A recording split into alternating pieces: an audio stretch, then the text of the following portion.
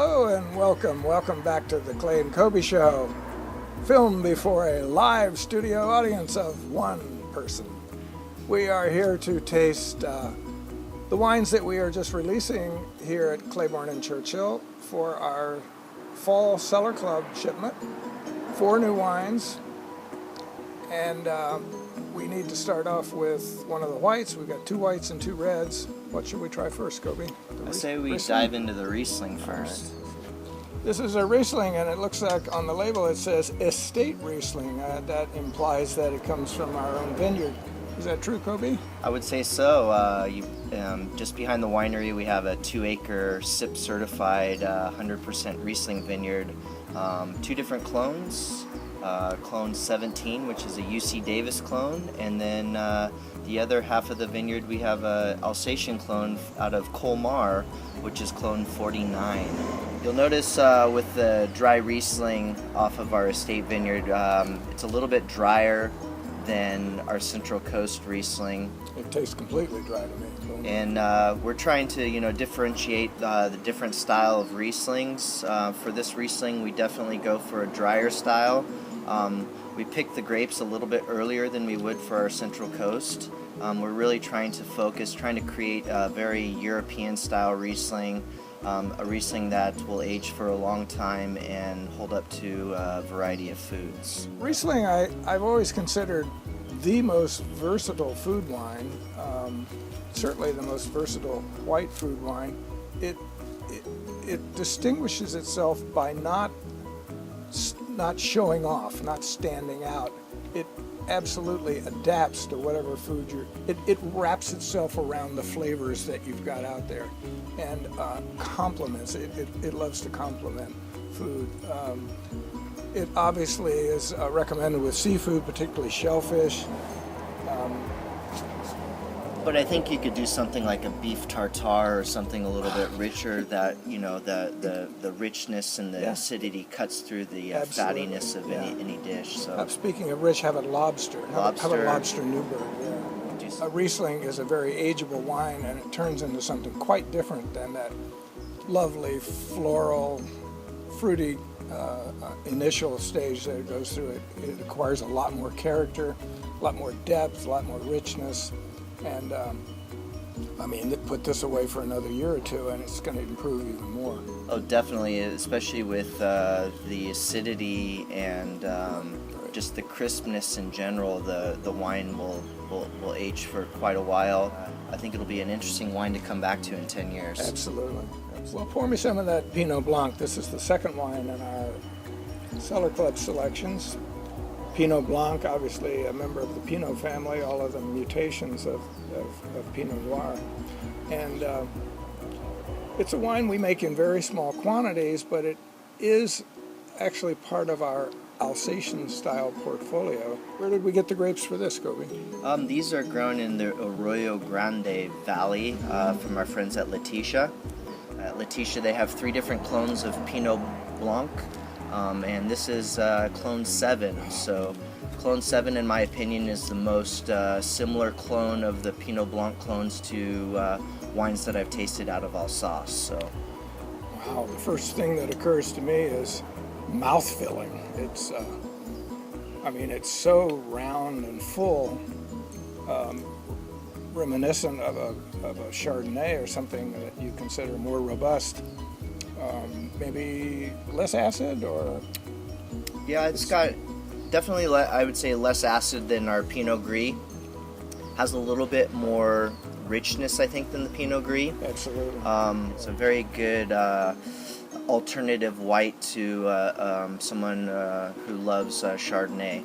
Yeah. And we do make it similar to the old school style of Chardonnay, where we do a lot of barrel stirring. Is it barrel fermented? Barrel fermented, 100% neutral barrel fermentation on this, aged on its lees. Every couple weeks or every 3 weeks, we stir the barrels to kind of gain a little bit more mouthfeel, a little bit more richness to the wine. Classic. That's the way I learned to make Chardonnay 33 years ago. Yep. And with food pairings, I would say something fairly rich and creamy maybe would be the call here. Something Yeah, I think like scallops and something like that. yeah, any rich dishes, kind of. I mean, you could go chicken on this, roasted chicken. Um, Coquille Saint-Jacques. so this is 2012 classic Pinot Noir. Clay, how long has Claiborne and Churchill been making Pinot for? Well, we actually made our first Pinot Noir in 1988. So from 83, our first vintage, through 87, we made only white wines. In 88, we made our first we made our first trial of Pinot Noir. And I don't talk about that vintage very much. I like to start our Pinot Noir program with 89 because we had a few problems in 88. It was a learning curve. This is a good representation of the Edna Valley. Very light style Pinot Noir, very Burgundian-like. It's 84% from our Twin Creeks vineyards and 16% from our friends over at Wolf Vineyards. So a good representation of the west side and the east side of the Edna Valley. Different clonal selections, different soil profiles, so it really gives the wine a lot of character. You'll find that this wine really leaps out to you in the nose. Lots of great floral components, a lot of fresh fruit characteristics, and then once you sip it, it's just smooth and easy drinking from there. So you'll find this wine very hard to resist and very easy to drink. 2012 again.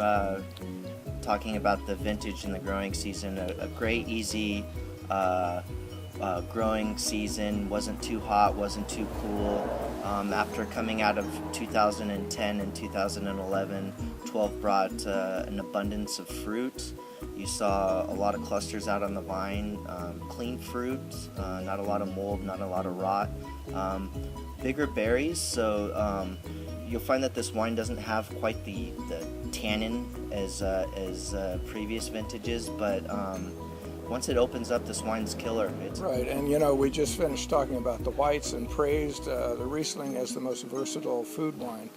I think it's commonly agreed that the most versatile red food wine is Pinot Noir, and I can tell you this, that at the Thompson family Thanksgiving table, we've got Riesling, Gewürztraminer, and Pinot Noir on the table at all times, because with that potpourri of different foods and different flavors, you can easily accommodate those three wines, and they all make perfect matches.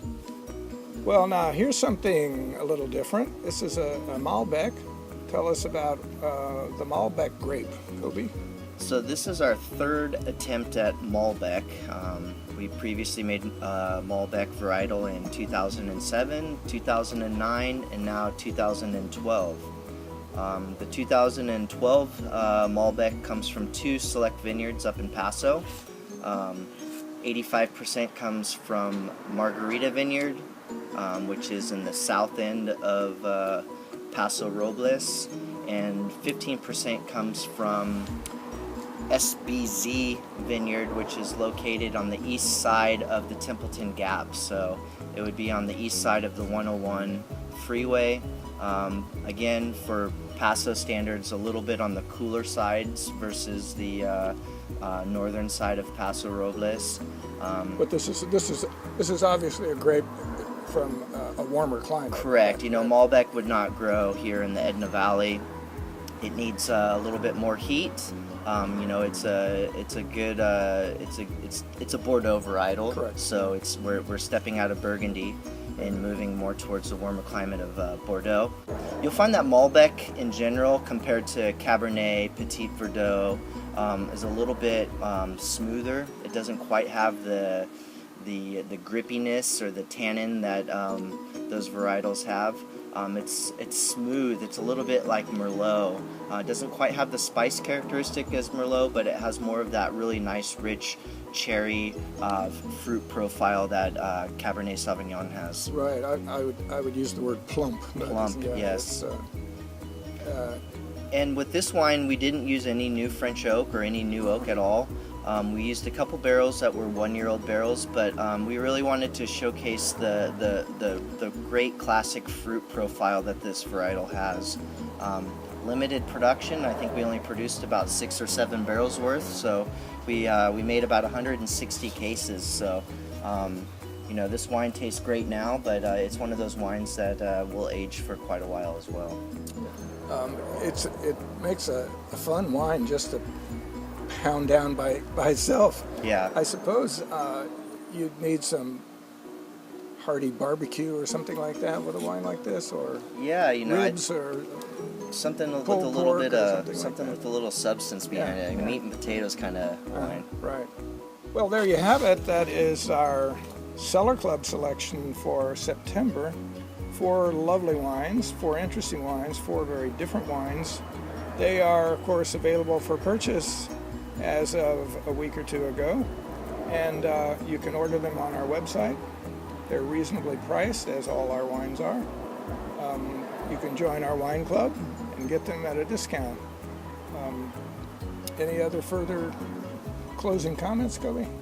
No, I think this wraps it up for our September edition. But stay tuned for our Christmas selection. So the Clay and Kobe Christmas special. So who knows? We might dress up. Right. I'll be the elf. Cheers, Clay. Cheers.